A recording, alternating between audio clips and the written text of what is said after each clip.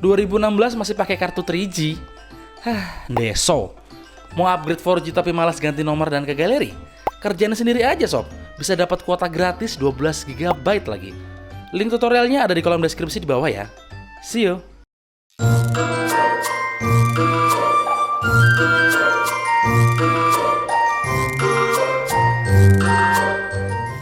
Yo, what's up yo? Handphone apaan tuh? Kupet. Hah? Kupret? Kupet. Hah? Cooling pad? Pulpet. Oh, iya. Ya mending basi. Kita makan bakso lah. What? Buset, gue tinggalin.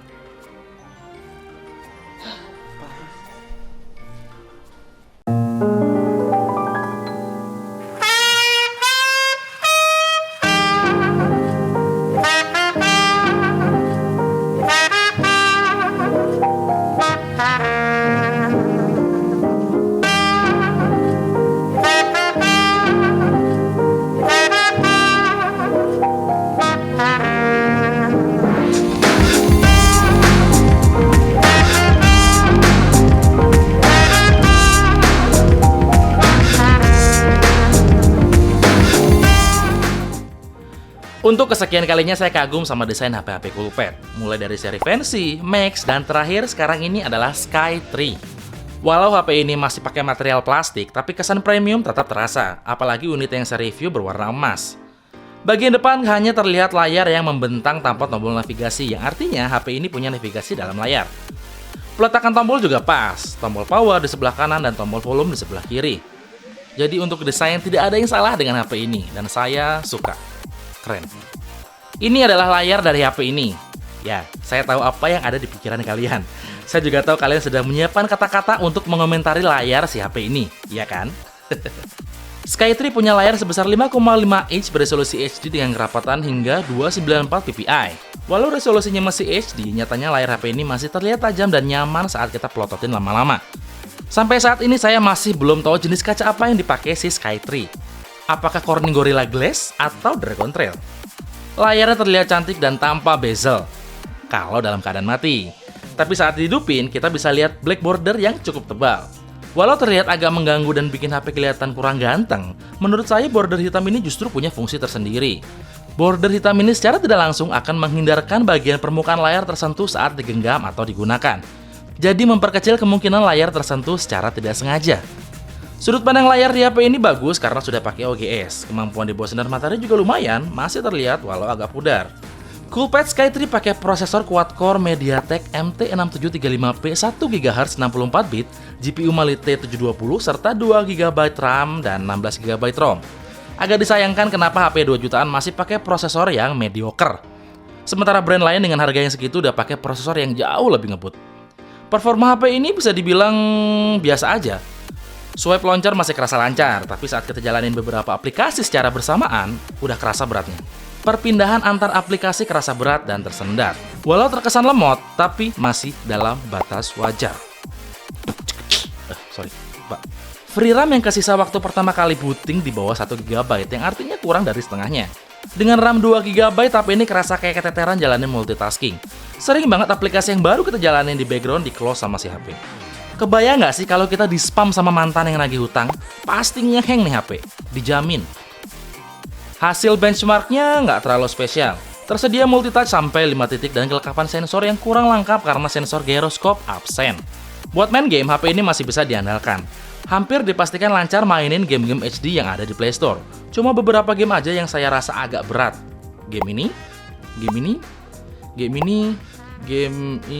Lah banyak. Hal yang saya suka dari HP ini adalah dipakai main game berjam-jam, ini HP sama sekali nggak panas sob. Paling cuma angkat-angkat dikit, walaupun sebenarnya nggak tega mainin lama-lama, karena saya tahu bagaimana rasanya dipermainkan. Terdapat sebuah lubang speaker di bagian belakang yang punya kualitas suara biasa aja. Karena posisi speaker di bawah dan tambah penyangga, jadi kalau dalam posisi HP terlentang, suara akan jadi kecil karena ketutupan sama HP. Di bagian atas kita akan temuin sebuah LED notifikasi. Fitur yang nggak terlalu penting tapi penting. Walau ditulis maksimal support sampai 64 GB, nyatanya slot microSD di HP ini bisa baca SD card sampai 128 GB. Sky3 punya dual nano SIM slot hybrid yang support 4G. Tapi sayangnya 4G-nya di lock, mungkin karena masih ada kendala soal TKDN atau pabriknya belum jadi. Tapi nggak usah khawatir, kita bisa unlock si 4G-nya sendiri. Cukup dial bintang pagar 673644 pagar dan kamu udah bisa pakai 4G-nya. Gampang kan? Nggak perlu pakai flash ROM segala. Coolpad Sky3 punya baterai sebesar 2500 mAh yang udah support fast charging. Dibilang awet ya enggak, dibilang boros juga enggak. Dengan penggunaan berat kayak saya yang banyak main game, HP ini bisa dapat screen on time hingga 5 jam. Coolpad Sky3 pakai sistem antarmuka bernama CoolUI versi 8 yang berbasis Android Marshmallow 6.0. Bisa dibilang CoolUI ini Android rasa iOS ya, karena kental banget sama gaya iOS-nya Apple. Mulai dari bentuk icon, bentuk folder, desain pop-up notification, sampai control center yang ada di bawah. Tapi kalau dibilang jiplak mah terlalu kasar sih kayaknya ya. Jadi saya akan bilang ini terinspirasi. Terinspirasi ya sob, bukan jiplak. Jadi sah-sah aja. Performa OS-nya lumayan, hampir nggak ada kendala. Tampil tanpa app drawer juga bikin simpel saat dipakai. Kustomisasi di launcher ini juga minim, cuma ada pengaturan sederhana dan pengaturan efek transisi. Ada fitur dual apps yang kalau dari namanya aja udah bisa ketebak ini buat apaan. Intinya kita bisa pakai dua aplikasi dengan dua akun yang berbeda. Tapi OS bagus bukan berarti tanpa kekurangan ya, karena sampai detik ini saya masih nggak tahu bagaimana caranya kasih nama folder. Ngasih nama ya, bukan ganti. Ada yang tahu? Tulis di kolom komentar ya sob. Terus saya juga nggak nemu gimana supaya aplikasi tetap jalan di background.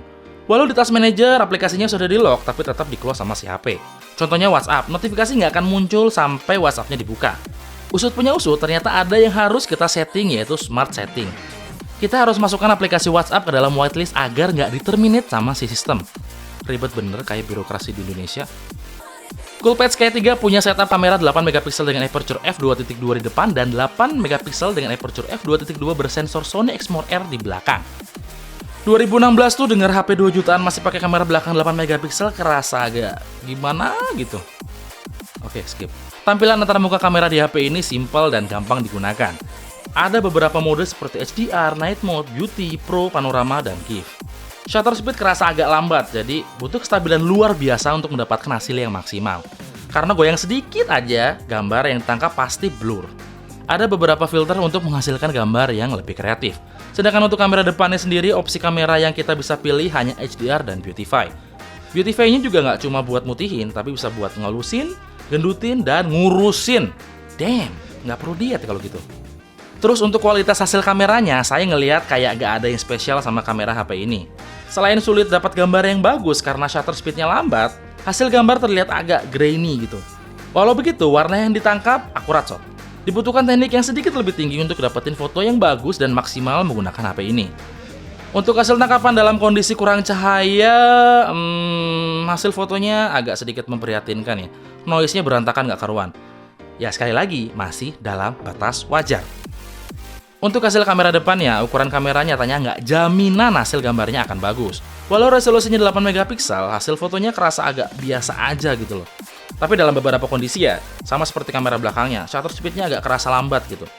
Kalau ambil selfie dalam posisi yang benar, hasil fotonya lumayan kok. Sky3 bisa merekam video sampai resolusi HD aja.